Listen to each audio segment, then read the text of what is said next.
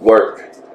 We all have jobs. We all have to work. But what do you do when you hate going to work?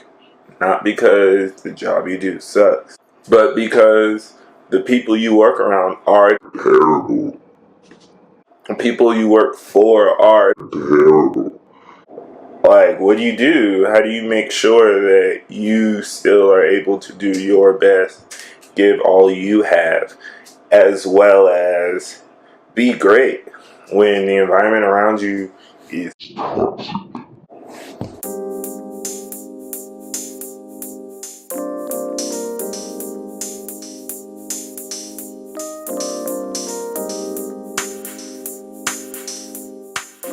Now, a lot of people might think that I'm talking about the Army in this, but just to be clear, the Army is probably the most worth it job I've had. Like, the Army is definitely the job that's paid me the most, giving me the best benefits, giving me the best fringe benefits. So I probably won't be talking about my current job in the Army too much in videos like this, because I work there. The Army, more or less, all that stuff that you probably won't like, you know about at the door. They told you before you got there. So, but I've had a lot of jobs in my life that just didn't treat me with respect, didn't respect my time, didn't respect the fact that I was being paid to be there, and really just walked all over me. And because I was young, because I had a strong work ethic, I fell for it. I let myself get treated this way. But there are definitely signs that the environment you're in is not really the one that you need to be. First sign, your manager talks to you like they're your parent. Now, that might sound nice, and like some of you might be like, I love my mom, I love my dad, they're great. But my point is, parents are your family, which means that they can say things to you that no one else can. And that boundary, that work-life boundary, is important. It matters. And your supervisor who's known you for a few months, a few years, they're not your mom. Like, they're not your dad. They can't just say whatever to you. They don't actually know you. This type of thing also makes it very difficult to stand up for yourself when the time comes. When you didn't like your schedule, when your availability has to change, it makes it very difficult for you to do normal work things that you know might affect your manager or how they feel about that situation. If you feel uncomfortable coming to your manager for your pay, for your tips, especially your tips, then you might be in a toxic work environment. One of my first jobs was at a family restaurant where my best friend's family owned the restaurant. So, I mean, the reason I got the job and the reason I liked working there was because it was my friend's family.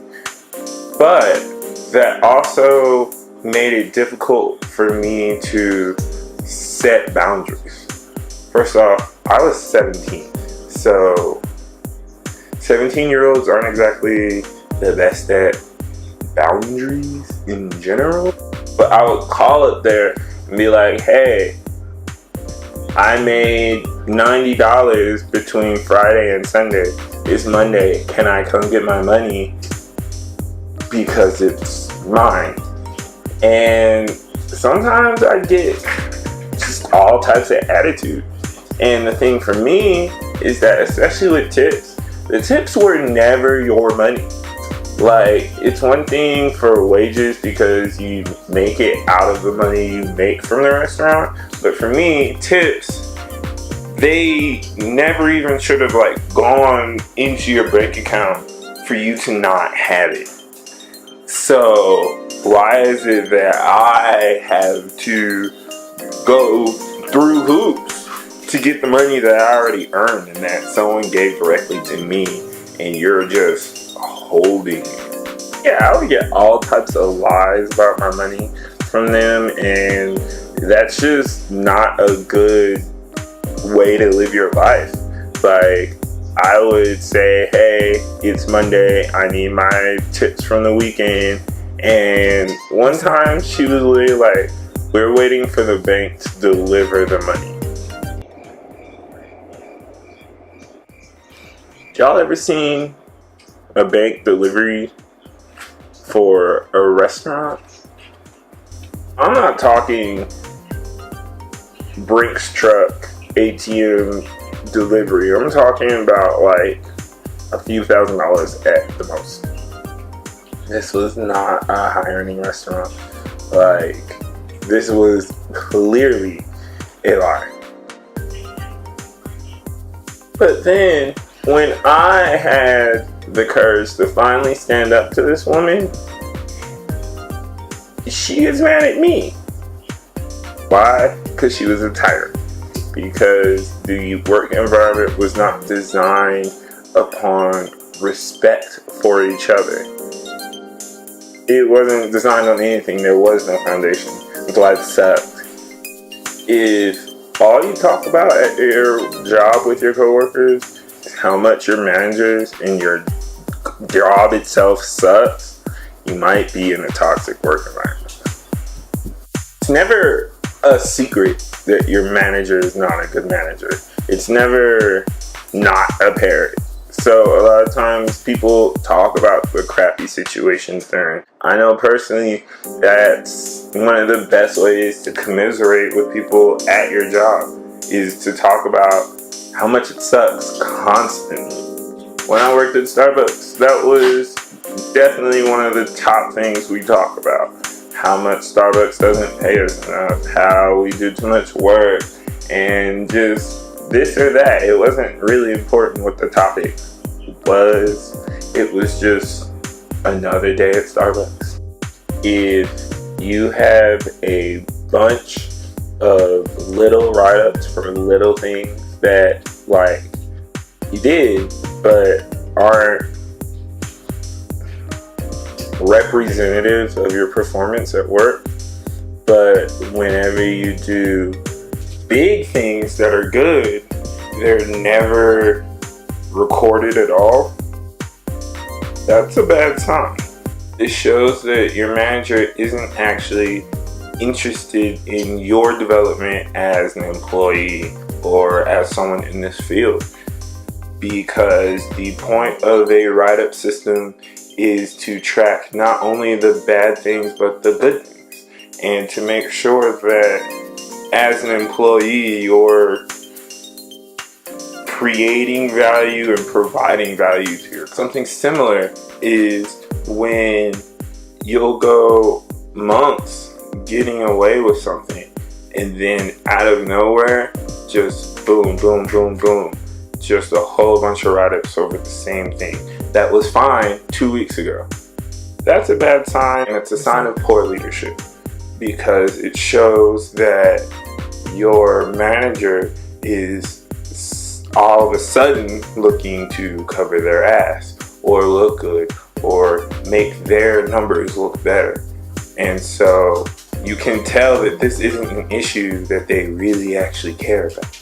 You can tell it's an issue that they're being made to care about, or they're using to make themselves look better. So what do you do in these situations? What is the way out? First, let's talk about why you still even have this job. You might be saying, oh, well, I don't have time to go on a job hunt. All the jobs in my field are like this. I won't find a better paying job. Okay, all of those things are valid. You can't come to work and be disrespected every day. It's not good for you. It's just not. So there are a few things you can do. Now, a lot of these are stopgaps that either might work with individual people or might not work at all. But you definitely should still try before you jump to like the final conclusion of, I need to quit this job. Document, document, document. I know that probably some old person has told you this before, but especially in a workplace where you can't expect people to be honest and you can't expect people to be fair, you have to always have your story straight. You have to have the receipts at all times, because when you consistently are doing your job and are consistently doing what you're supposed to do, it's impossible to tell when you're gonna get hemmed up, because it's not about, oh well, I'm gonna choose to do this and I know they won't like it. No. Someone else made a mistake. You were around and now you're involved. And the only way you have to defend yourself is to show, like, this was my part, this is what I did, and I had nothing to do with that part of it. And sometimes that's really just taking contemporaneous notes, as Jim Comey would say. Making sure that every time you tell this story, it's the same. Making sure that your narrative is heard and consistent, because that's the difference in some workplaces between getting fired and getting promoted. If you already know that you have problems with someone that you work with, don't have a whole bunch of conversations with them in private. Don't have a bunch of situations where this person can say that something happened and it seemed believable. That means don't have conversations in closed locked rooms with people who you know have it out for you. And if you do, make sure there's a way for you to prove what is going on. Look up the recording laws in your state. Tape recordings don't lie. But when it comes down to it, the biggest tip is stand up for yourself. Don't be disrespectful, don't be impolite, but be assertive. Make sure they know that every time something like this happens, they will be hearing from you. The same thing will be happening. We will be meeting with HR. We will be talking this out, because I'm not interested in going to work every day and there being gone. If that's what y'all want to do, that's what y'all can do. But just make sure that they know that you're not a participant in this. This doesn't involve you, and that's not why you're here. If you really just are not leaving this workplace for some reason, you have to figure out a way to insulate yourself from stuff like this, because it's bad for your health. It's not good for you. So you need to make sure that you're watching out for yourself and make sure that you are doing what you need to do to stay healthy.